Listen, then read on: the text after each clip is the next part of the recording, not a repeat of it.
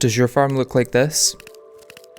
Are you tired of waiting multiple hours to get the drops you need to progress? Allow me to introduce a better way to farm. Designed by Heath04 and shared on the Terraria forums, this incredibly efficient farm can process over 60 enemies per minute, limited only by how quickly you can dispatch them. The farm can be made without wire, so is skyblock friendly, and can be easily adapted to produce enemies from any biome, even the dungeon. To get started with building it, you will need the following materials. The blocks can be of any type, but if you want to be able to change biomes easily, then avoid blocks like Crimstone or Ebonstone. I would also stay away from blocks that can be corrupted, such as stone or sandstone, for the same reason. The top row is technically optional, and will only be used to mark out the inner area of the farm where mobs can spawn. If you're playing on a skyblock, then you can skip this, as there's already no blocks for enemies to spawn on unless you've placed them yourself. If you'd like to make the next step easier, you can also use an explosion-proof block, like Hellstone in pre-hard mode, or any stronger ore in hard mode. Overall, you'll need 518 blocks for the perimeter, and 204 for the farm itself. You'll also want some additional blocks or platforms for the player to stand on. This second chest contains options for both a wireless and wired version of the farm. If you have access to wiring, then use it, as it is much more efficient at moving enemies. Now that you have all the materials, you'll want to find an area to build the farm. For the best spawn rates, you'll want to go for the caverns, but avoid the lower half, otherwise you'll get Tim and Rune Wizards spawning, which can both attack through blocks. It can help to find an area that already has a lot of open space, as this will reduce the amount of excavation needed later on. Once you've picked your location, take your first stack of 168 tiles and place them along the top of your farm area.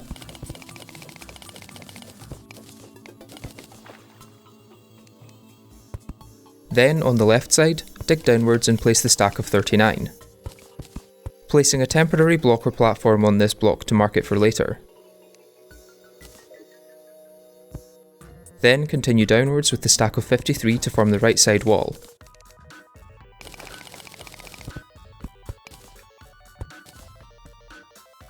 Once you reach the bottom, take the stack of 167 and dig your way right to form the bottom of the farm.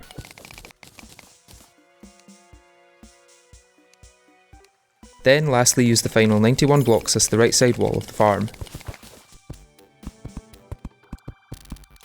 Now that you've marked that area, you need to remove every single block inside of it. To do this in the early game, your best bet is dynamite, or if you're post-plant era, then a launcher combined with any rocket that destroys blocks is a good option. Lastly, if you're post-moonlord, then you can use the drill containment unit. Whatever you do, please don't try and mine it out by hand. Once you're done clearing the blocks, make sure there's no chests in the area and drain any water into a cave below the border. With the inner area cleared, go to the platform you marked off earlier and use your next stack of 84 blocks to make a walkway. Then use your stack of 6 to go down, 5 to go across, and 10 to go up. From that top block, you then want to go 33 blocks to the right, and 62 blocks to the left. Then place 4 blocks diagonally on top of the final block and hammer these into a slope.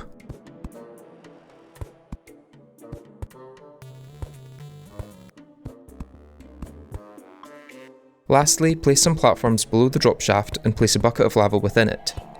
The farm is technically now operational, but there's a lot we can do to increase its output. First, place down a shadow candle to negate the effect of friendly NPCs. Even if you don't have any housing nearby, naturally spawning NPCs like the skeleton merchant can still reduce the spawn rate. You can also place down a water candle to increase spawn rates, but this won't be needed if you decide to place down an artificial desert, which will increase spawn rates even more.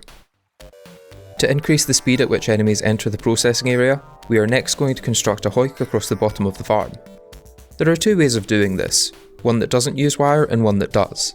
The wireless version is slower and catches less mobs than the wired version, but can be very useful pre-Skeletron or in a skyblock where there's no dungeon to get the mechanic. For either version, you want to start by placing another 84 blocks on top of the walkway. Then hammer these into diagonal blocks as so. Be aware that the last block in the line requires one less hammer hit than others.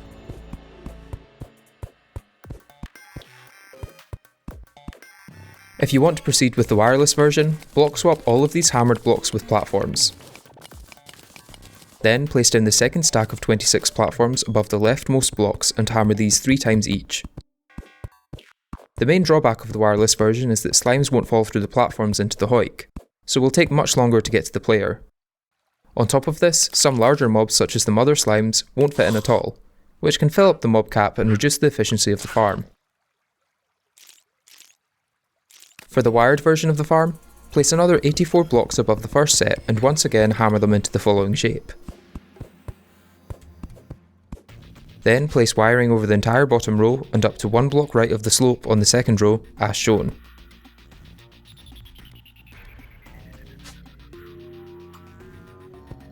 Place actuators over the area with 2 rows of wire, and then head to the player's standing area. Here, route the wire down to just above the platform and place a 1-second timer. Activate the timer to start the Hoik and watch as enemies flood into the farm. To deal with all the drops you'll be getting and for easy access to the farm, I'd recommend building 2 houses for NPCs next to the standing area. By going a single block lower than the right side of the drop shaft, you can make a basic NPC prison where the NPC will always be within reach to sell any of your unwanted drops to. Building the second house will allow the use of a pylon to get to and from the farm. When it comes to biomes, the underground desert has the highest spawn rate in the game. For this reason, I highly recommend building one, even if you plan on farming mobs from other biomes. The only biome this doesn't work with is the snow biome, as snow or ice blocks negate desert blocks within the same area. To build the desert, you'll need 1500 sand and some unsafe sandstone walls. The easiest way to get this amount of sand is to buy ale from the tavern keep and decraft it through the shimmer into mugs, then glass, then sand. You'll need 750 ale to get enough sand for a desert. You can place this anywhere near the farm as long as no enemies can spawn on it, and the roof of the Hoik tunnel is the perfect area for this. To get unsafe sandstone walls, simply throw your usual sandstone walls into shimmer. Place these directly behind the player's standing area to be considered in an underground desert. For an underground jungle, simply place 140 jungle grass, hive, or lizard bricks near the player. By placing jungle grass in rows, you can also use this as a micro farm for bait, jungle spores, and life fruit. For a corruption or crimson, simply place 300 crimstone or ebonstone blocks near the player. For a hallowed, you only need 125 pearlstone. If you only want souls of night or light, I'd highly recommend placing unsafe spider walls on the spawn area, as this will block any biome mimics that may spawn and ruin your AFK session. Spiders are also the best way I've found to farm for mechanical boss summons, which is particularly useful in skyblock maps, which often don't have a dungeon to farm the bones needed to craft mechanical skulls. Speaking of, if you'd like to use this farm for dungeon enemies, then you'll need to place 250 dungeon brick near the player. Then replace the 12 sandstone walls with unsafe dungeon walls, and head to the spawning platform for some more tweaking. Here you'll want to replace the outer 26 spawning blocks with dungeon brick, then repeat this with the actuated blocks. You also need to place unsafe dungeon walls above the spawning platform, and the type you use will correlate with the enemies that will end up spawning, so consult the wiki before you build it. If you'd also like to farm dungeon spirits for ectoplasm, then add 5 layers of unsafe dungeon wall within the enemy processing chamber. If you've done everything right, you should now be getting dungeon mob spawning. Regardless of what biome you end up going with, make sure to use the relevant torch for an increase to your luck. You can also place down a garden gnome for another luck boost to help get those rare drops. A lot of biome specific mobs also require the block they spawn on to be from the relevant biome. For instance, you will only get hornets or spiked jungle slimes to spawn if you replace the spawning area with jungle grass.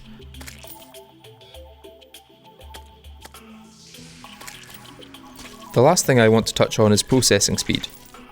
This farm spawns enemies so fast that your limiting factor is simply how long they will stay alive.